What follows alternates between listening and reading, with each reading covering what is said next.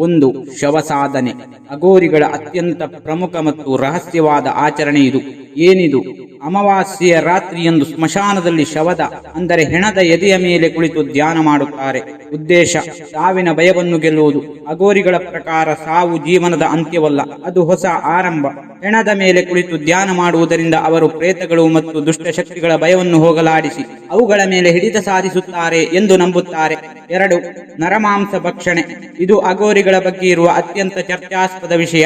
ಆಚರಣೆ: ಅಘೋರಿಗಳು ಗಂಗಾ ನದಿಯಲ್ಲಿ ತೇಲಿ ಬರುವ ಅರ್ಧ ಸುಟ್ಟ ಶವಗಳ ಮಾಂಸವನ್ನು ತಿನ್ನುತ್ತಾರೆ ಎಂದು ಹೇಳಲಾಗುತ್ತದೆ. ಅವರು ಮನುಷ್ಯರನ್ನು ಕೊಂದು ತಿನ್ನುವುದಿಲ್ಲ, ಬದಲಿಗೆ ಈಗಾಗಲೇ ಸತ್ತ ದೇಹದ ಭಾಗವನ್ನು ಪ್ರಸಾದವೆಂದು ಸ್ವೀಕರಿಸುತ್ತಾರೆ. ತತ್ವ: ಜಗತ್ತಿನಲ್ಲಿ ಇದು ಆಹಾರ, ಇದು ಅಲ್ಲ ಎಂಬ ಭೇದ ಭಾವವನ್ನು ಅಳಿಸುವುದು ಇದರ ಉದ್ದೇಶ. ಎಲ್ಲವೂ ಶಿವಮಯ, ಹಾಗಾಗಿ ಮನುಷ್ಯನ ಮಾಂಸವು ಒಂದು ಪ್ರಕೃತಿಯ ಭಾಗ ಎಂಬುದು ಅವರ ನಂಬಿಕೆ. ಅಸಹ್ಯವನ್ನು ಮೀರಿ ನಿಲ್ಲುವುದೇ ಅವರ ಗುರಿ. 3. ಕಪಾಲ ಪಾತ್ರೆ.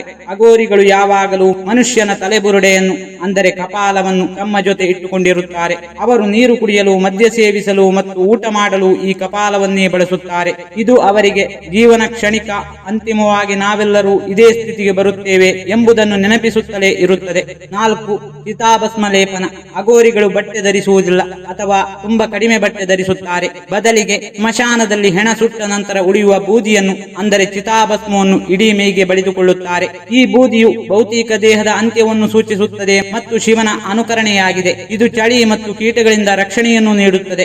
5. ಪಂಚಮಕಾರಗಳ ಆಚರಣೆ. ತಂತ್ರ ಸಾಧನೆಯಲ್ಲಿ ಅಘೋರಿಗಳು 5 ನಿಷೇಧಿತ ವಸ್ತುಗಳನ್ನು ಬಳಸುತ್ತಾರೆ. ಇದನ್ನು ಪಂಚಮಾಕಾರ ಎನ್ನುತ್ತಾರೆ.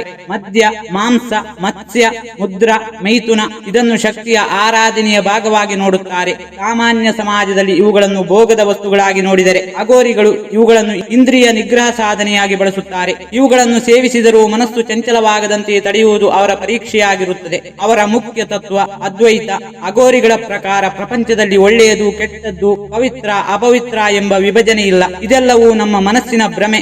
ದೇವರು ಅಂದರೆ ಶಿವ ಎಲ್ಲರಲ್ಲೂ ಇದ್ದಾನೆ. ದೇವಸ್ಥಾನದಲ್ಲಿಯೂ ಇದ್ದಾನೆ, ಸ್ಮಶಾನದಲ್ಲಿಯೂ ಇದ್ದಾನೆ, ಹೂವಿನಲ್ಲೂ ಇದ್ದಾನೆ, ಮಲದಲ್ಲಿಯೂ ಇದ್ದಾನೆ. ಯಾರು ಈ ಅಸಹ್ಯ ಮತ್ತು ದ್ವೇಷವನ್ನು ಮೀರಿ ಎಲ್ಲದರಲ್ಲೂ ಸಮಾನತೆಯನ್ನು ಕಾಣುತ್ತಾರೋ ಅವರೇ ನಿಜವಾದ ಅಘೋರಿಗಳು. ವಾರಣಾಸಿಯ ಮಣಿಕರ್ಣಿಕಾ ಘಾಟ್ ಅಘೋರಿಗಳ ಪ್ರಮುಖ ಕೇಂದ್ರವಾಗಿದೆ. ಕುಂಭಮೇಳದ ಸಮಯದಲ್ಲಿ ಇವರು ಹೆಚ್ಚಿನ ಸಂಖ್ಯೆಯಲ್ಲಿ ಕಾಣಿಸಿಕೊಳ್ಳುತ್ತಾರೆ.